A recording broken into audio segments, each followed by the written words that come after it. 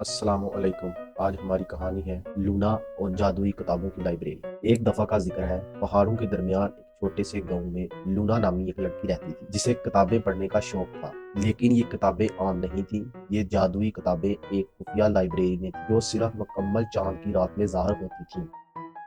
ایک رات جب چاند کی روشنی اس کی کھڑکی سے اندر آ رہی تھی، لونا نے اپنے دل میں ایک عجیب سی آواز، جیسے کسی مہم جوئی کے لیے بلاوا ہو۔ وہ آہستہ آہستہ گھر سے نکلی اور چاند کی روشنی کے پیچھے چلتے ہوئے ایک بڑے درخت کے پاس پہنچی۔ اچانک درخت کے تنے میں ایک دروازہ نمودار ہوا جس کے پیچھے سیڑھیاں نیچے جا رہی تھیں۔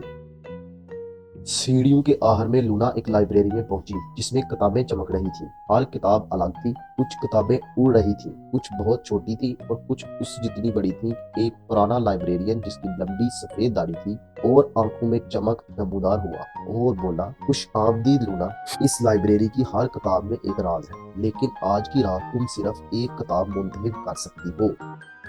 اب کھلی اور اس سے سنہری روشنی نکلنے لگی۔ اگلے ہی لمحے لونا خود کو ستاروں کے درمیان تیرتے ہوئے پائی، مختلف سیاروں کا دورہ کر رہی تھی اور ایک برج کے شیر لیو سے ملی۔ برج کا شیر لیو نے لونا کو بتایا کہ کیسے ستارے مسافروں کو راستہ دکھاتے ہیں اور کہا کہ تجسس اور بہادری ہر موہم کا راز ہے۔ کبھی بھی انجان چیزوں سے مت ڈرو کیونکہ اصل جادو تو انہی میں ہے۔ لونا نے دھیان سے سنا اور اس کا دل بہادری اور حیرت سے بھر گیا۔ جیسے ہی سورج کی پہلی کرنیں نمودار ہوئیں، لونا نے خود کو دوبارہ لائبریری میں پایا۔ بوڑھے لائبریرین نے اس کی طرف آنکھ ماری اور کہا، تم ہمیشہ یہاں آ سکتی ہو لونا، اب جاؤ اور اپنی کہانیاں دنیا کو سناؤ۔ لونا کے دل میں ایک نئی مہم جوئی کی چمک تھی اور وہ تیار تھی کہ دنیا کے رازوں کو قبول کرے۔